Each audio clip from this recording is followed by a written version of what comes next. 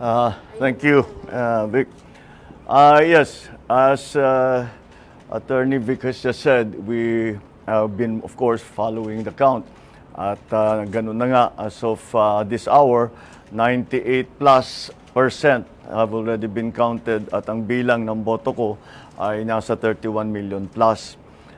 Kaya't maraming nagtatanong ngayon na kahit na hindi pa ako napoproklama, maraming nagtatanong, many people have been asking, what happens next? And what are we doing now? Well, right now, syempre, we have to, ang intention ko is to hit the ground running. Kung sakali man, matuloy ang proklamasyon later this month, ay kailangan nakahanda na tayo. So pinag-uusapan na namin ang mga appointment. As I'm sure you can imagine, the economic managers are going to be critical for the next several years because of the pandemic and the economic crisis. So that is something that we are looking at very carefully. But it's not only the economic managers, lahat talaga ng positions, not only cabinet positions but even other agencies ay tinitignan na namin lahat.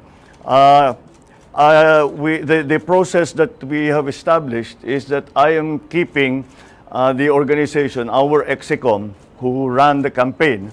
Sila talaga yung mga advisor ko. So we are keeping the EXECOM going, the executive committee going. And they will be, syempre, the core group. But ang thinking ko is that each department, we have to talk to the specialists in that discipline or in that sector. For example, if we're going to talk about agriculture, we have to talk to all the best agriculturists, all the best workers in agriculture that we know. Tanong natin, sino kayang pwedeng magaling? The same thing with all the other departments. So there is a core group, and all the other departments are also will also have their own advisors that will advise the I suppose the standing committee and of course myself. So that is how the process has been established. Kaya, actually, bago kayo dumating, we were in there doing precisely that. I'm continued to be guided by, as I've said before, a competence and a willingness to work with the next administration. So we have removed, in our discussions, we remove immediately what their political leanings have been. Kung lumaban ba sa atin, kung sumama ba sa atin, that's not going to be part of the discussion. I'm also guided by the critical areas that we talked about during the campaign.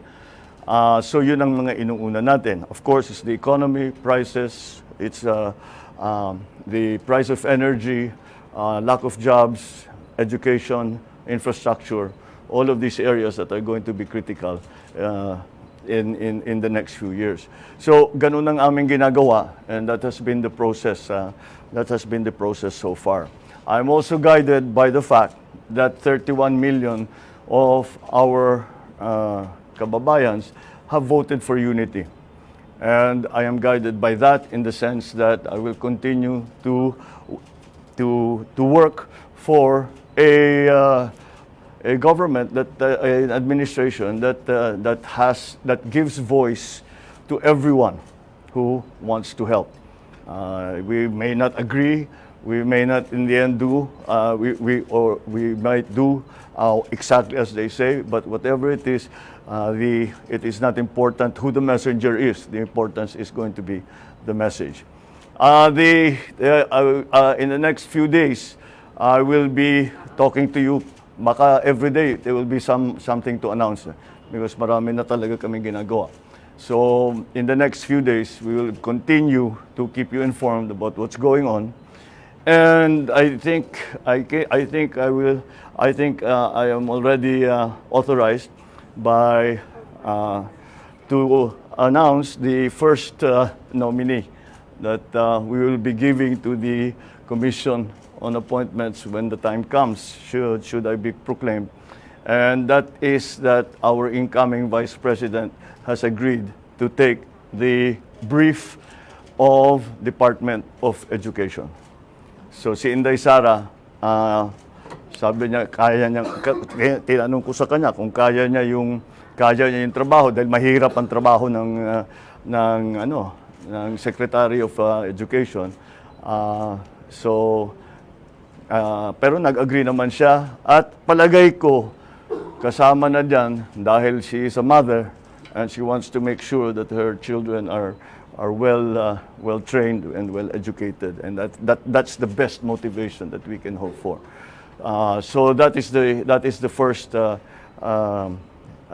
announcement that I can make that has come out of this process. So again, it is 31 million. I know the counting is not over. It is not yet official, but I can always say, I always guided and I always look to the fact that 31 million of our countrymen voted for unity.